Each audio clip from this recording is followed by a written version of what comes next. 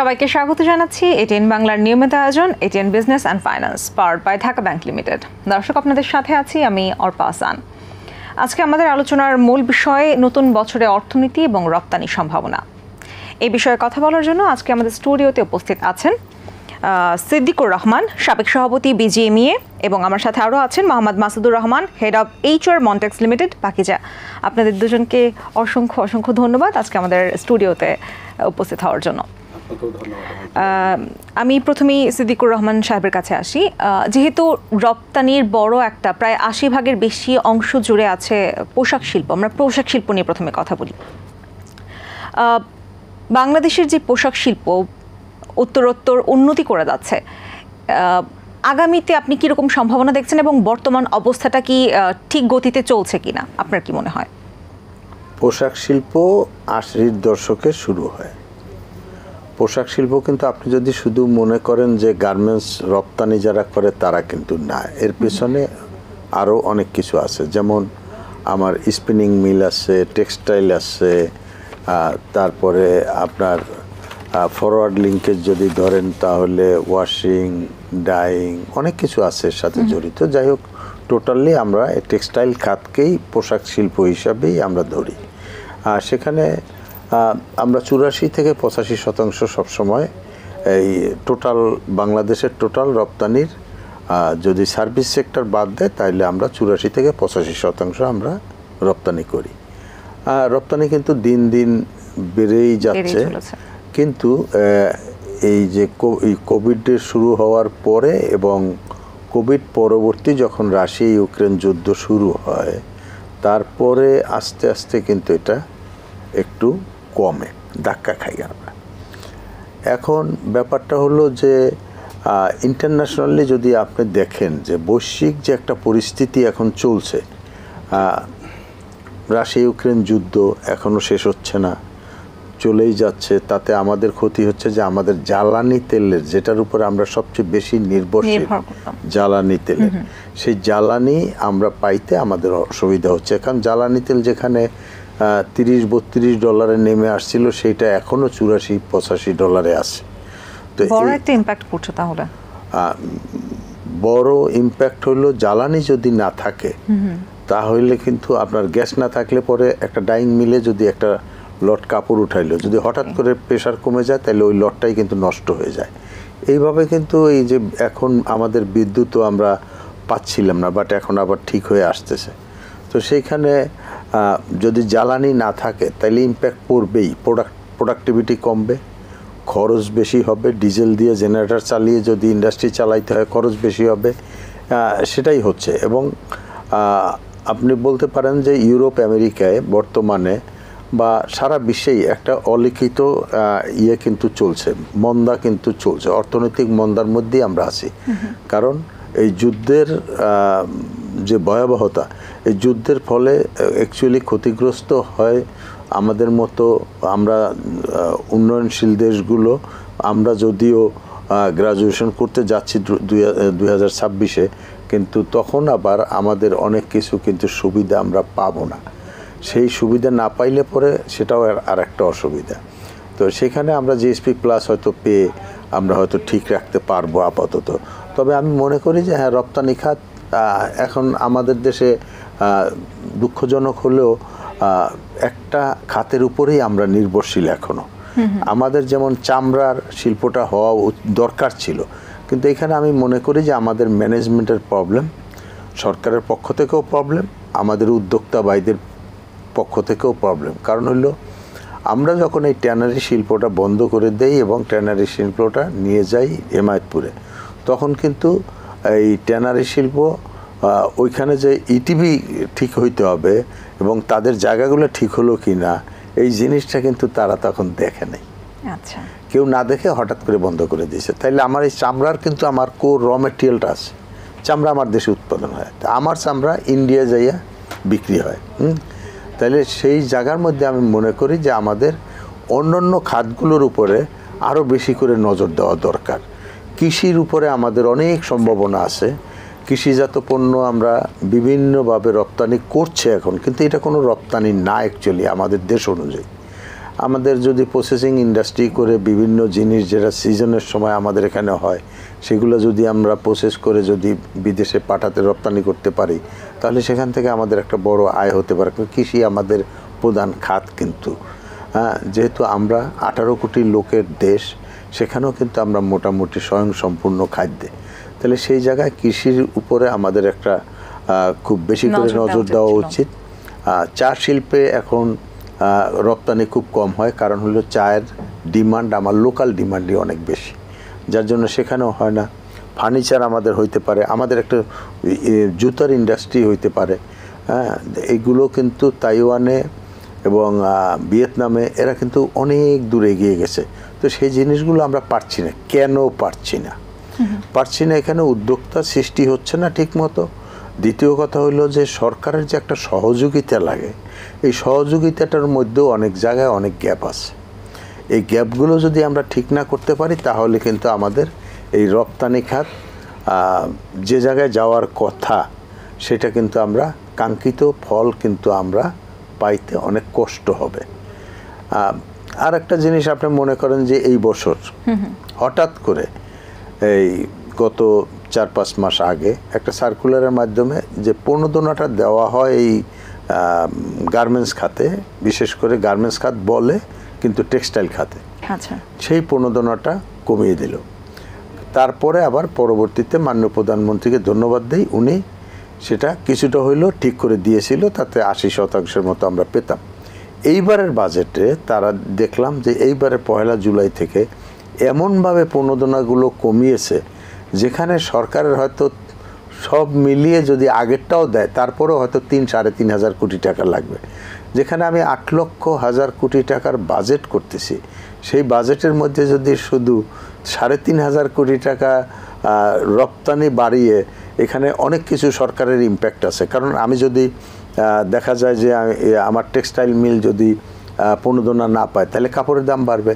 কাপড়ের দাম বাড়লে আমি কি করব? আমি তখন আমার বায়ার কি করবে? আমার তো কিছু করার নেই। আমি তো আমার যার কাছে আমি বিক্রি করি তার চয়েজে আমাকে বিক্রি করতে হয়, প্রাইস সে দেয়। তো তখন সে যেখানে কম পাবে সেখান থেকে কাপড়টা কিনবে বা জিনিসগুলো কিনবে। সেটা হলো সবচেয়ে সুবিধাজনক জায়গা হলো চায়নার থেকে আমাকে ইম্পোর্ট করতে হবে। তাহলে ইম্পোর্ট করলে আমার ডলারটা কিন্তু চলে গেল, ডলারটা থাকলো না এখানে। তো মাত্র 3.5 হাজার কোটি টাকার জন্য আমি আমার বাজারে যেখানে লোকাল ফেব্রিকগুলো হচ্ছিল এবং আরও আমরা ম্যানমেড ফাইবারের ফেব্রিক যাতে আমরা করতে পারি সেই সব জিনিসগুলো নিয়ে আমরা চেষ্টা করছি। ঠিক এই মুহূর্তে বলছে যে প্রণোদনাটা কমিয়ে দিচ্ছে। তারা বলছে যে 2026 আমরা গ্রাজুয়েশন করলে প্রণোদনা দিতে পারবে না। এটাও একটা রং কনসেপ্ট। আমরা 2029 সাল পর্যন্ত এটা ভোগ করতে পারি। আর প্রণোদনার বিষয় এইভাবে কিন্তু না, এটা ইচ্ছা করলে যে কোনোভাবেই কিন্তু দেওয়া যায়। আমি যদি আপনাকে কিছু দিতে চাই তাহলে আমি যে কোনোভাবেই দিতে পারবো। তো সেটাই হলো বিষয়। ইন্ডিয়ায় কিন্তু অনেক রাষ্ট্র আছে, অনেক স্টেটগুলো আছে ওদের, যেখানে আপনার 30 থেকে 50% মেশিনারিজের দামের উপরে ভর্তুকি দেয়। 5,000 টাকা ছেলেদের বেলায় এবং 6,000 টাকা মেয়েদের বেলায় তারা 5 বছরের জন্য স্যালারি দিয়ে দেয়। তাহলে তারা চেষ্টা করতেছে এটাকে নেওয়ার জন্য, আমাদের এখান থেকে এই ইন্ডাস্ট্রিটাকে নেওয়ার জন্য। ইন্ডিয়া এত বড় দেশ, 140 কোটি লোকের দেশ, তারা কিন্তু চেষ্টা করতেছে এবং তাদের একটা স্টেট যদি চায় তাইলেই তারা করতে পারে এবং সেগুলো কিন্তু হচ্ছে। তাদের সব কিছু আছে, র মেটেরিয়ালস বলতে যা হয়, কেমিক্যাল বলেন, যা কিছু আমরা ইম্পোর্ট করি না কেন, ইন্ডিয়ার কিন্তু সব কিছু আছে। আমাদের কিন্তু কিছুই নাই। আমরা সব কিছু না থাকা সত্ত্বেও এবং ডিপসি পোর্টও নাই, তারপরেও কিন্তু আমরা আজকে এই জায়গায় এসেছিলাম, কারণ সরকারের বিভিন্ন সময় সরকারের বিভিন্ন রকমের সহযোগিতা আমাদেরকে করেছে এবং আমাদের যে উদ্যোক্তারা আছে তারা অত্যন্ত পরিশ্রমী এবং তারা অত্যন্ত এই ইন্ডাস্ট্রির প্রতি তারা ডেডিকেটেড এবং সবচেয়ে বড় ডেডিকেটেড যারা, তারা হলো আমাদের শ্রমিক ভাই বোনেরা। আমাদের এখানে যারা শ্রমিক ভাই বোনেরা আছে তারা কিন্তু অত্যন্ত লয়াল এবং তারা খুবই ভালো। তারা কাজ হয়তো ওইভাবে নিজে ওনারশিপ নিয়ে কাজ করে না, তা অনেকে কিন্তু করতে চায়, কিন্তু কিছু কিছু আমাদের দেশে কিছু এই লেবার লিডার নামদারি কিছু লোক আছে, তারা তাদেরকে উস্কিয়ে বিভিন্ন সময় বিভিন্ন সমস্যা সৃষ্টি করতো আগে। এখন কিন্তু সেটাও অনেক কমে গেছে, কারণ আমাদের ওই লেবার লিডাররাও বুঝে যে এটা না থাকলে পরে কি ক্ষতি হইতে পারে। জনাব সিদ্দিকুর রহমান সাহেব, আমি আপনার কাছে আবারও কিছুক্ষণ পরে এই প্রসঙ্গেই ফিরবো। তার আগে আমি একটু পরিচয় করিয়ে দিই। আমাদের সাথে আলোচনার এই পর্যায়ে যুক্ত হয়েছেন জুমে doctor Abu Jafar Mahmud, president people united for progress, New York. Sir, আপনাকে অসংখ্য ধন্যবাদ। আপনার কাছে আমি একটা প্রশ্ন নিয়ে আসছি, সেটা হচ্ছে আপনি তো ডেমোক্রেট প্রাইমারিতে কুইন্স কাউন্টি কমিটির মেম্বার নির্বাচিত হয়েছেন।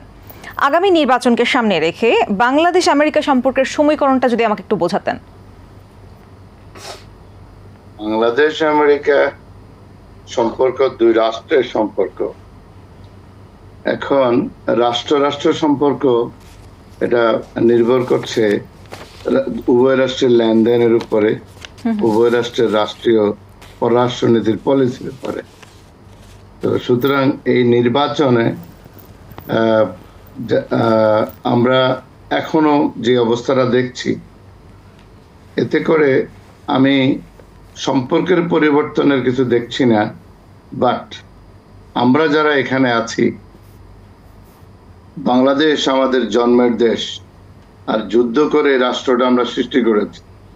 সুতরাং স্বভাবতই আমরা আমাদের নিজেদের প্রতি, নিজেদের জন্মভূমি এবং আপনজনদের প্রতি আমাদের যে ভালোবাসা, এর ভিত্তিতেই আমরা যেটা বিশ্বাস করি সেটা হচ্ছে আমাদের যা করণীয়, পৃথিবীর সবচাইতে পরাক্রমশালী শক্তির সাথে বাংলাদেশের সম্পর্ক উত্তরোত্তর আরো বৃদ্ধি পাক, এটা আমরা চাই। আমরা আমেরিকারও নাগরিক, বাংলাদেশেও আমাদের। এখন এটা নির্ভর করছে এই সম্পর্কের জন্য বাংলাদেশ কিভাবে এগোচ্ছে, বাংলাদেশের ফরেন পলিসি, বাংলাদেশ সরকার কিভাবে দেখছে তার উপরে। আচ্ছা, আপনার কি মনে হয় যে ডেমোক্রেটরা যদি আবারও ক্ষমতায় আসে, বাংলাদেশের ক্ষেত্রে সেটা কি বাণিজ্য বান্ধব হবে কিনা? আমি বলেছি, বাণিজ্য সহ যাবতীয় সমস্ত বিষয় নির্ভর করছে যে বাংলাদেশ এবং আমেরিকার লেনদেনের উপরে। লেনদেন প্রশ্নে বাংলাদেশ সরকার যেভাবে দেখছেন, যেভাবে তারা কাজ করছেন, তার উপর নির্ভর করছে। আমি দেখছি যে এতদিন পর্যন্ত এই যে ইতিমধ্যে বাংলাদেশের পররাষ্ট্রমন্ত্রী সহ অন্যরাও এসছেন, কিন্তু নতুন কোনো অগ্রগতি আমরা দেখছি না।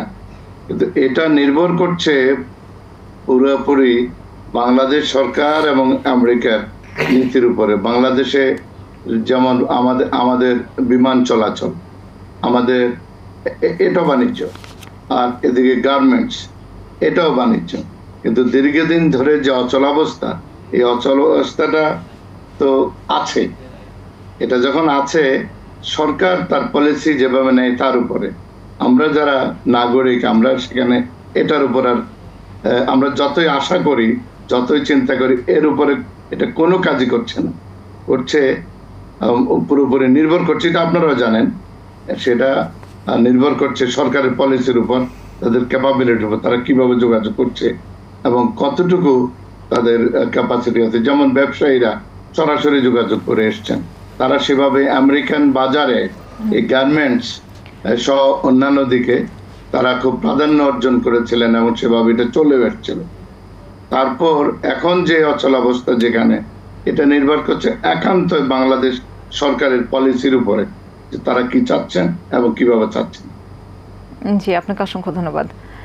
জনাব মোহাম্মদ মাসুদুর রহমান, আপনার কাছে একটু জানতে চাই, আমরা যেসব জিনিসগুলো রপ্তানি করছি বাংলাদেশ থেকে, পোশাক একটা বড় অংশ জুড়ে আছে, সাথে আরও যেগুলো আমরা রপ্তানি করছি, সেই রপ্তানির ক্ষেত্রে বাংলাদেশ কি কি চ্যালেঞ্জ ফেস করছে এবং এই চ্যালেঞ্জগুলো মোকাবেলা করার জন্য কি কি পদক্ষেপ আমরা গ্রহণ করেছি এখনো পর্যন্ত?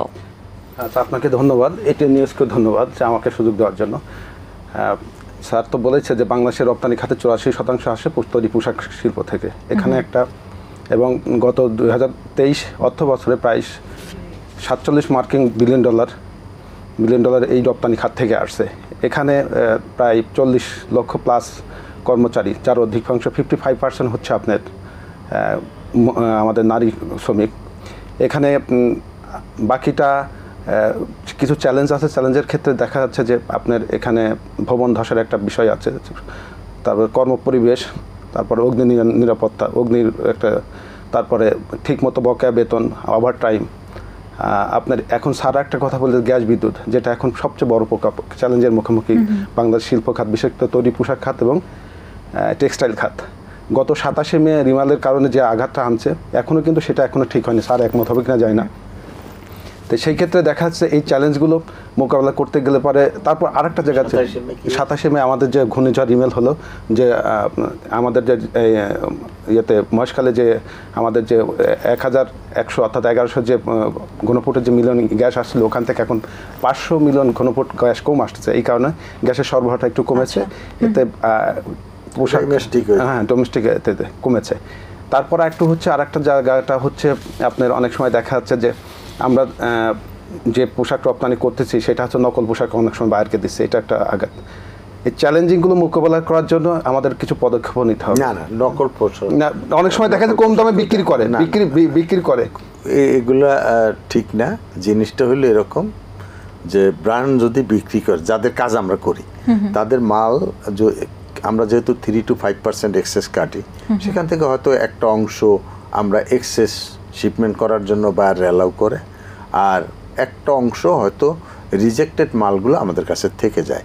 সেই মালগুলো হয়তো লোকালি কেউ কিনে সেটা ঠিকঠাক করে হয়তো কেউ রপ্তানি করে, সেটা রপ্তানি করে বেশিরভাগ দুবাই, এইসব জায়গায়, দুবাই বা ওখান থেকে আবার আফ্রিকান কান্ট্রিগুলোতে যায়। আর নর্মালি আমাদের যে ট্রেডিশনাল মার্কেট ইউরোপিয়ান ইউনিয়ন এবং ইউএসএ, জাপান, আমরা তো পৃথিবীর সব জায়গায় রপ্তানি করছি, সেই সব জায়গায় সব জিনিস যায়। ওই ক্ষেত্রে দেখা যাচ্ছে চ্যালেঞ্জ মোকাবেলা করার জন্য আমাদের স্বীকার বলাও ওটা আমাদের দুর্বলতা। হ্যাঁ, আমি চ্যালেঞ্জ মোকাবেলা করার জন্য এই জন্য আমাদের আরেকটা পদক্ষেপ হচ্ছে যে করতে হবে যে আমাদের দক্ষ শ্রমিক নিয়োগ তৈরি করতে হবে। এই ক্ষেত্রে সরকারি ক্ষেত্রে এবং সরকারি এবং বেসরকারি ক্ষেত্রে সবাইকে আগায় আসতে হবে। আমাদের ভবনের নিশ্চয়তা করতে হবে, ফায়ার সেফটিগুলো আমাদের জোর দিতে হবে। তুমি আপনি অনেক রং কনসেপ্টের মধ্যে এখনো আছেন। 2000 এই যে রানা প্লাজা দুর্ঘটনা, আমি এক্স্যাক্টলি এটা বলতে যাচ্ছিলাম। রানা প্লাজা ধসের পরে এটা কেমন ভাবে ইমপ্যাক্ট করেছে? আমরা অ্যাকর্ড এবং অ্যালায়েন্সের কারণে ওটাই আমি বলতে চাচ্ছিলাম, ওটাই বলতে চাচ্ছিলাম। রাখেন আপনি, অ্যাকর্ড এবং অ্যালায়েন্স যখন গঠিত হয়, একটা ইউরোপিয়ান ইউনিয়নের অ্যাকর্ড এবং অ্যালায়েন্স হলো ইউএসএ, তাদের মাধ্যমে আমরা কাজটা সেরেছি প্রায়। তারপরে ওরা চলে যায়, আমাদের এখানে আরএইচসি হয় নিজেদের, সেখানে লেবার সাইড আছে, লেবার সাইডও আছে, বায়ার সাইডও আছে, আমাদের বিজেএমইএ বিকেএমইও আছে। তো আমরা মিলিতভাবে এই কাজটা প্রচেষ্টা করে নিচ্ছি। আমাদের প্রায় 220টার উপরে গ্রিন কনসেপ্টে ফ্যাক্টরি আছে, যেগুলো lead certified factory. World wide সবচেয়ে বেস্ট ফ্যাক্টরি যদি 10টা হয়, তার মধ্যে 7টা বাংলাদেশ। এবং সারা বাংলাদেশে যতগুলো ভালো ফ্যাক্টরি আছে, গ্রিন কনসেপ্টের ফ্যাক্টরি আছে, পৃথিবীর কোথাও নাই। আচ্ছা, সেই হিসাবে আপনি 2015-র পরে দেখেন কোনো রকমের কোনো দুর্ঘটনা, ফায়ার কি হয় না হয়, কিন্তু আমরা ফায়ারের যেসব কাজ করার দরকার ছিল সেগুলো করেছি।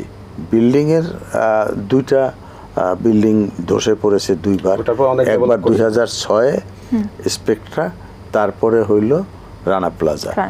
এই building safety, fire safety, electrical safety, এখানে আমরা প্রচুর ইনভেস্টমেন্ট করেছি, প্রচুর কাজ করেছি। এবং এখন আমাদের ফ্যাক্টরিকে আপনার আমেরিকার টাইমসেও একবার উঠেছে যে বাংলাদেশের ফ্যাক্টরি হলো সবচেয়ে নিরাপদ। তো সেই জায়গার মধ্যে এখন আমরা ওই সব জিনিসগুলো নিয়ে আমরা কোনো চিন্তা করি না, কারণ আমাদের কোয়ালিটিও ভালো অন্য দেশের তুলনায়। আচ্ছা, এবং সবচেয়ে বড় রপ্তানিকারক দেশের তুলনায় আমাদের কোয়ালিটি ভালো, আমরা অন টাইম শিপমেন্ট দিই। আমাদের কিছু না থাকার পরেও কিন্তু আমরা অনেক কিছু চ্যালেঞ্জ মোকাবেলা করে আমরা সেটাকে গ্রহণ করি, চ্যালেঞ্জটাকে আমরা পজিটিভলি দেখে আমরা কাজটা করি। এটাই আর কি। যে আমি ওই কথাই বলতে চাচ্ছিলাম যে আমাদের ওই রানা প্লাজার ইয়ের থেকে থেকে আমরা অনেক ডেভেলপ করছি আমাদের বিশেষ করে বিল্ডিং সেফটি, ফায়ার সেফটি মানে ওই ঘটনার পর থেকে ডেভেলপমেন্টটা আজ পর্যন্ত আপনি কোনো দুর্ঘটনা হচ্ছে না, সেই ক্ষেত্রে আমাদের অনেক ডেভেলপ হচ্ছে। এবং আরেকটা কথা বলছে যে বেতনও কিন্তু আপনি দেখেন এক সময় আমরা শুনতাম, এক সময় কি আমি 2009 বিজিএমইর ভাইস প্রেসিডেন্ট ফাইন্যান্স ছিলাম, 2004 ডাইরেক্টর ছিলাম, তখন থেকে আমরা 93 থেকে বিজিএমের সাথে জড়িত, আমি 83তেই ফ্যাক্টরি করছি। তো তখন থেকে দেখা যেত যে ঈদের আগে প্রায় 200-300 ফ্যাক্টরিতে বিভিন্ন প্রবলেম, বেতন দেওয়া যাবে না, বোনাস দেওয়া যাবে না, কত কিছু। সেই জায়গার মধ্যে এইবারে দেখেন এত চ্যালেঞ্জের মধ্যে ব্যবসা খারাপ, তার মধ্যেও কিন্তু আমরা মাত্র 2টা ফ্যাক্টরি নিয়ে আমি প্রবলেম ফেস করছি একদম লাস্ট মোমেন্টে।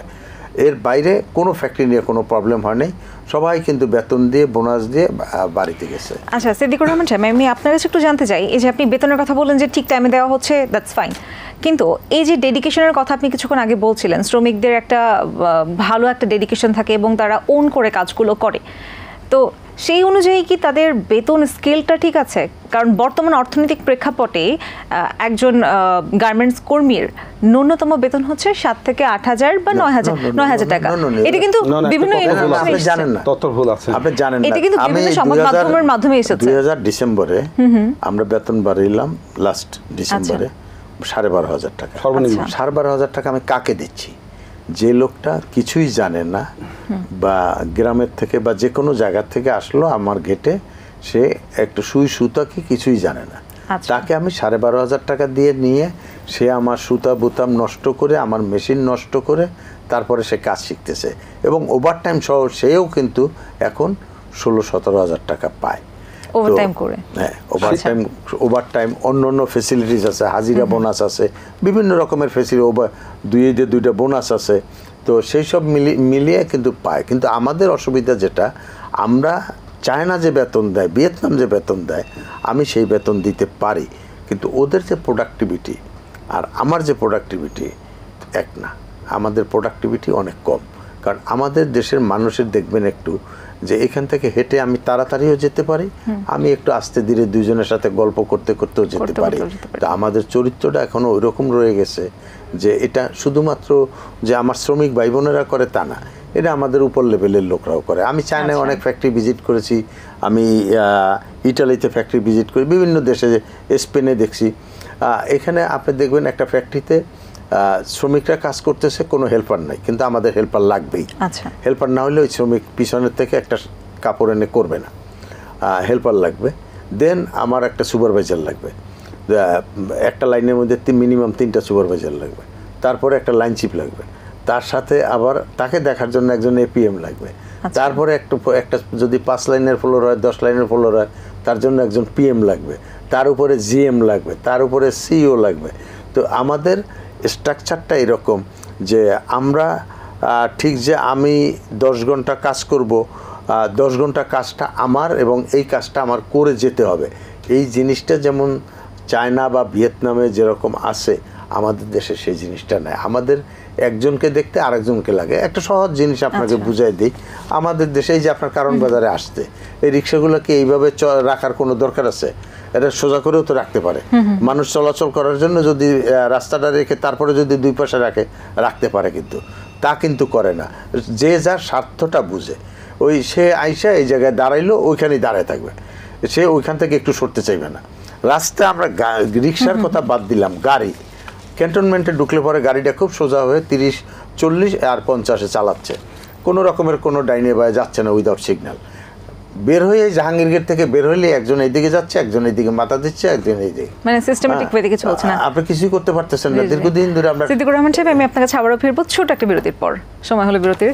দর্শক, এই পর্যায়ে সময় হয়ে গেল ছোট একটা বিরতি নেবার, সাথেই থাকুন, ফিরছি কিছুক্ষণ পরেই। দর্শক, বিরতির পর আরও একবার স্বাগত জানাচ্ছি এটিএন বাংলার নিয়মিত আয়োজন ATN business and finance, powered by Dhaka bank limited.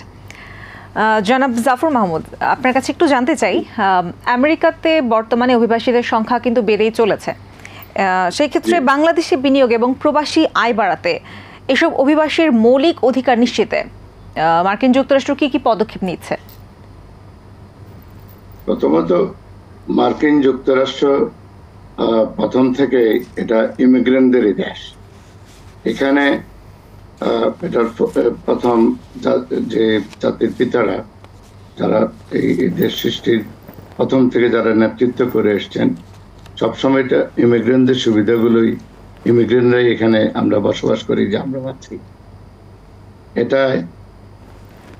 এটা রিপাবলিকান হোক আর ডেমোক্রেটিক হোক, এটা ইমিগ্রেন্টদের সুযোগ সুবিধা এবং ইমিগ্রেন্টদের যা প্রয়োজন এটা করেই যাচ্ছে। যেমন আমি ব্যক্তিগতভাবে এটা স্বাস্থ্য খাতে যুক্ত, এবং আমি যে দেখেছি এখানে যেমন আমরা হোম কেয়ার সুবিধা, আর হোম কেয়ারটা হচ্ছে আমরা যেমন করে আমাদের রাষ্ট্র আমাদেরকে সরাসরি কেবলমাত্র চিকিৎসা নয়, চিকিৎসার সাথে সাথে এটার সেবাটাও তারা দিয়ে থাকে, এটা রাষ্ট্রই দিয়ে থাকে, রাষ্ট্র থেকে আমরা পেয়ে থাকি।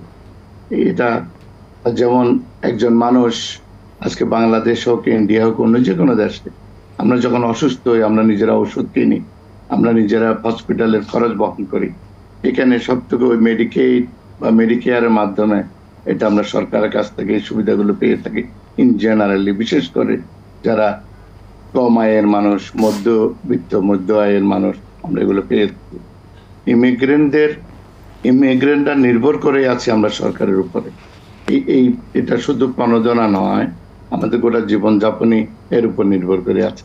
সো আমরা এখানে পাই, এটা সরকার ওই নির্বাচনে সরকার পরিবর্তনের উপরও নির্ভর করে না। এগুলো এখানে আমাদের এই সুযোগ সুবিধাগুলো আছে।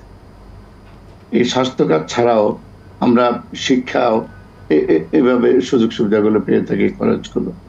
এটা উন্নতদের সেই কারণেই আমরা বলে থাকি, আমরা এইগুলো করে থাকি যেটা বাংলাদেশ আমরা ভাবতে পারি না, বা আশপাশের আমাদের মতো যে দেশগুলো এগুলো আমরা ভাবতে পারি না।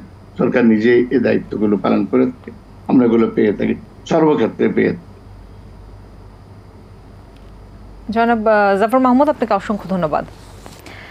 মোহাম্মদ মাসুদুর রহমান, আপনার কাছে আমি একটু জানতে চাই, ঢাকা ইউনিভার্সিটির এইচআর ম্যানেজমেন্ট ক্লাব প্রেসিডেন্ট আপনি, তো ক্লাব প্রেসিডেন্ট হিসেবে আপনার কাছে আমি ওই ক্লাবের অ্যাক্টিভিটি এবং অর্থনীতির উন্নতির জন্য আপনাদের কোনো পদক্ষেপ আছে কিনা একটু জানতে চাই। আচ্ছা, ধন্যবাদ। আচ্ছা, ঢাকা ইউনিভার্সিটি বাংলাদেশের শ্রেষ্ঠ বিদ্যাপীঠ।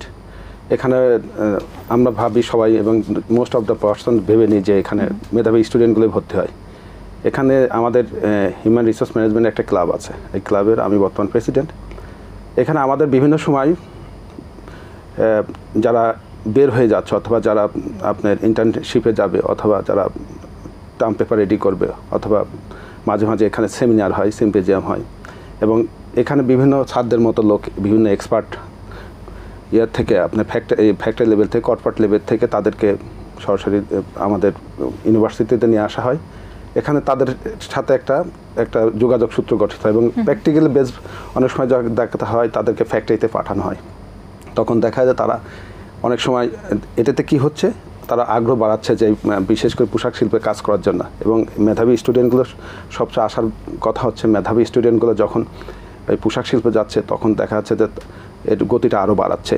এবং কী হচ্ছে, দেখা যাচ্ছে যে আগে যেরকম একটা রেওয়াজ ছিল, যে একটা কথা ছিল যে এখানে হচ্ছে আপনার সে অশিক্ষিত লোক, এই রেওয়াজটা এখন কেটে গেছে, যে এখন শিক্ষিত লোকও ওখানে ওই ক্ষেত্রে ইনভলভ হচ্ছে। এবং সেই ক্ষেত্রে আমাদের জন্য আশা সংচাপ যে আমাদের পোশাক খাতটা একটা মেধাবী ভিত্তি গড়ে উঠছে। আচ্ছা আচ্ছা। আর ইউনিভার্সিটির ক্লাব কার্যক্রমের ক্ষেত্রে দেখা যাচ্ছে যে আমাদের এখানে বিভিন্ন ধরনের মোটিভেশনাল প্যাকেজ হয়, বিভিন্ন ধরনের ছাত্রদের মতো যারা এক্সপার্টিস আছে তাদেরকে নিয়ে আসা হয়, তাদেরকে অনেক সময় ইন্টার্নশিপে সরাসরি চাকরির জন্য অফার করা হয়। ফ্যাক্টরি ম্যানেজমেন্ট লেভেল লোকে এখানে সরাসরি চাকরি লেভেল হয়। এতে কী করে হচ্ছে, অনেক সময় দেখা যাচ্ছে তার কাছে যে অথবা কোম্পানিতে যে চাকরিটা সরাসরি হচ্ছে না, এখান থেকে তারা নিয়ে যাচ্ছে। এটা একটা গুড প্র্যাকটিস। ধন্যবাদ। জনাব সিদ্দিকুর রহমান, আপনার কাছে জানতে চাই যে পোশাক শিল্প খাতটা উত্তরোত্তর আরও উন্নতি যাতে করে, এই হিসেবে কোনো ব্যাংক সাপোর্ট কি আমরা প্রপারলি পাচ্ছি কিনা পোশাক শিল্পের উন্নতির জন্য? না, পোশাক শিল্পে ব্যাংক সাপোর্ট তো আছে, এখানে তো কোনো সমস্যা। বিভিন্ন রিজিওনাল যেসব গার্মেন্টসগুলো আছে, যেসব কারখানাগুলো আছে, তারা কিন্তু দাবি করছে যে তারা পর্যাপ্ত ব্যাংক সাপোর্টটা পাচ্ছে না। যদি পেত তারা হচ্ছে ওই মানে আঞ্চলিক যেই ফ্যাক্টরিগুলো আছে আমি সেগুলোর কথা বলছি। আঞ্চলিক বলতে মানে হচ্ছে ধরেন রাজধানীর বাইরে না, রাজধানীর বাইরে যারা হচ্ছে সে কি রপ্তানি করে, তারা রপ্তানির সাথে সামহাও যুক্ত, মানে তারা ডিরেক্টলি রপ্তানি করছে না, কিন্তু তারা কিন্তু ঢাকায় পাঠাচ্ছে এবং সেখান থেকে তারা রপ্তানি করছে। সেটা তো সেরকম তো হওয়ার আমাদের দেশীয় কারখানাগুলো তারা কিন্তু পর্যাপ্ত, তারা বারবারই বলছে, আমি বিভিন্ন সংবাদ মাধ্যম ঘেটে জানতে পারলাম, তারা বারবারই একটা দাবি করছে যে তারা পর্যাপ্ত ব্যাংক সাপোর্টটা পাচ্ছে। ব্যাংকের কোনো ব্যাংকের সাপোর্ট পেতে আমাদের কি হয়, আমার একটা সুবিধা আছে, ব্যাক টু ব্যাক করতে পারি। একটা কন্ট্রাক্ট আমি ব্যাংকে জমা রাখলেই আমি সেটার এগেইনস্টে ব্যাক টু ব্যাক করতে পারি, এবং আমি আর্নিংটা করতেছি ডলারে। অথবা আমার এই যে ডলার সংকট হয়েছে এটার সাথে আমার কোনো যোগাযোগ নাই।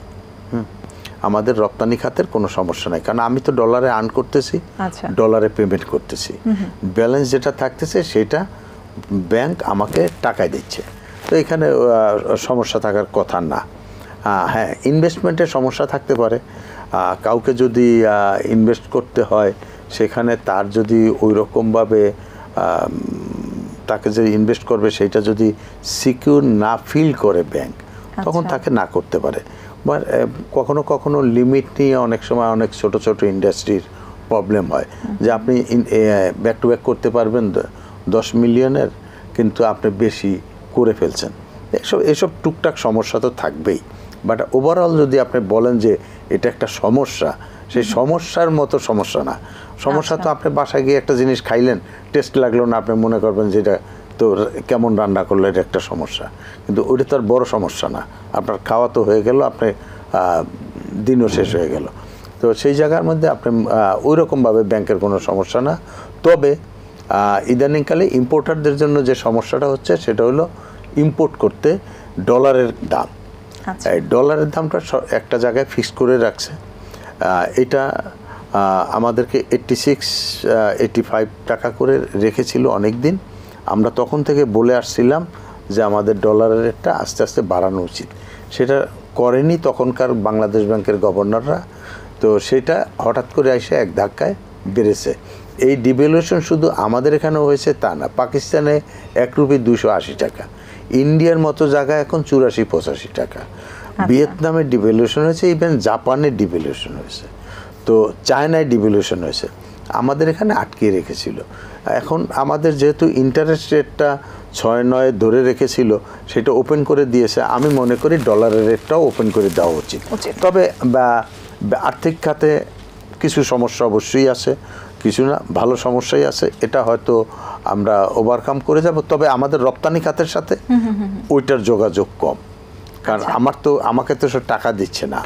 নতুন ইনভেস্টমেন্ট করতে গেলে আপনি যখন লোন নিতে যাবেন তখন হয়তো প্রবলেমে পড়তে পারেন কোনো ব্যাংক, বাট সব ব্যাংক যে একরকম তা না। অসংখ্য ধন্যবাদ স্যার, আপনারা যারা উপস্থিত ছিলেন, আজকে খুব গুরুত্বপূর্ণ বিষয়ে আলোচনা হয়েছে। আপনাদেরকে অসংখ্য ধন্যবাদ আমাদের স্টুডিওতে উপস্থিত থাকার জন্য। আমাদের অনুষ্ঠানের সময় প্রায় শেষ, আর অনেক বিষয়ে কথা বলার ছিল, কিন্তু আসলে সময়ের স্বল্পতার কারণে আমরা সেটা করতে পারছি না। আপনাদেরকেও ধন্যবাদ। দর্শক, এই ছিল আমাদের আজকের আলোচনার বিষয়বস্তু এবং আলোচনার সারসংক্ষেপ। আশা করছি আপনাদের সবার খুব ভালো লেগেছে। দেখা হবে পরবর্তী পর্বে। সেই পর্যন্ত সবাই ভালো থাকুন, সুস্থ থাকুন, আর এটিএন বাংলার সাথেই থাকুন।